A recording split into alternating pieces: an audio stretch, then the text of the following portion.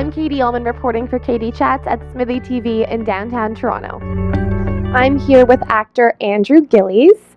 Tell me a little bit about what drew you to this short film directed by Riel Stone called Roped.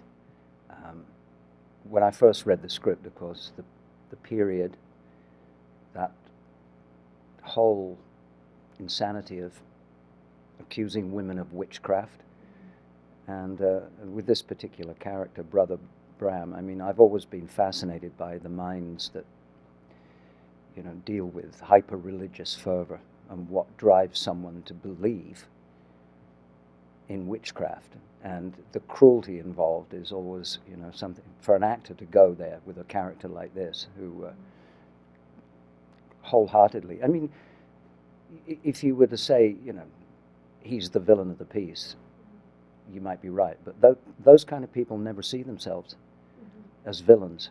And that always fascinates me as an actor, trying to get inside the mindset of someone that will go that far. Absolutely. Or, as it happened so often at that period in that part of New England, you know.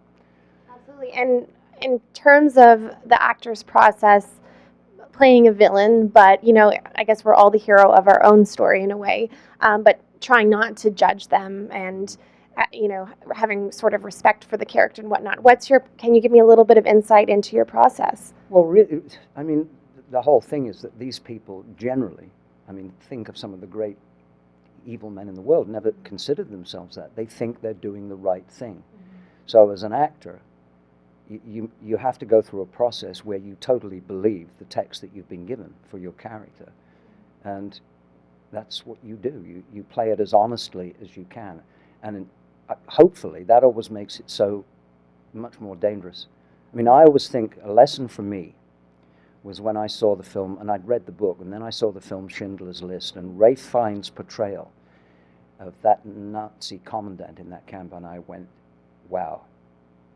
He was so casual about it. That was what was so terrifying. And I thought that this is a huge lesson to an actor. He believed. I mean, I remember a scene where he's just quite casually saying, it's such a terrible job. And that's kind of what Bram is like. It has to be done. She has to be dealt with. Heathen, all of that, you know. And you worked for 14 years at the Shaw Festival. So tell me a little bit about working at the Shaw Festival for many years and how your work there and in theater has helped you in film, and a little bit about the differences in the mediums. I don't know if my work on stage at the Shaw has helped me in film. I mean, I was a late bloomer when it came to film and TV. But I always think, you know, I think it was Michael Caine that said, the difference between the two, as far as he was concerned, was that working on the stage is like doing surgery with a scalpel. Working in front of the camera is like surgery with a laser. And I think that's a pretty good definition, because it's all a matter of scale. This is an audience of one that sees right through you, where on a stage, you know, the festival stage at Shaw, that's an 800-seat theater. Stratford, where I've done 5 seasons, 2,000. So the scale of your performance is at the heart of the matter, you know. But I think, you know, in terms of something like this, I've done so much period work. Wearing that kind of clothing, it has to be like your skin. And that's probably easier said than done. I've seen a lot of very young actors who've never had that experience put this stuff on, and, you know, it's like alien territory. Yeah. So, you know, suddenly you're there, you're in that period. So that was a great help. And I mean, 14 seasons under the tutelage of dear Christopher Newton. It was a great experience. Absolutely. And in terms of putting on a costume and having that inform your performance, can you speak a little bit to period costumes and how that might change your character's movement or, you know, how you present yourself? Yeah. Well, I think, you know, given this period, when you think of the periods of dress where men wore waistcoats over fluffy shirts and ties, so your neck movements would be altered. But I mean, for them it wouldn't be any different. It would be normal. But when you put it on, for instance, a lot of men's trousers or pantaloons had no pockets. Now you see young actors going shit. No pockets, you know. And What do I do with my hands? Yeah, what do you do with your hands?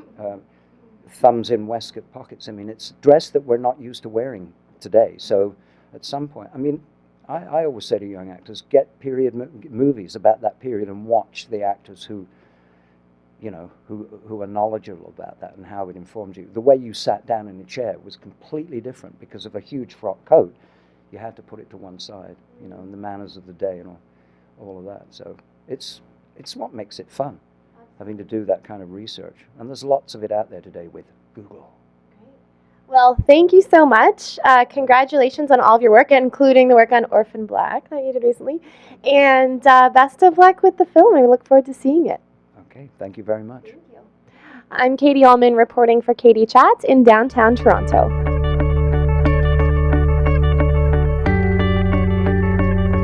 Thanks for watching the show. If you like it, please subscribe. Also, when I'm not interviewing, I am an actress. And if you would like to check out some of my acting, you can click here. Thanks again, guys.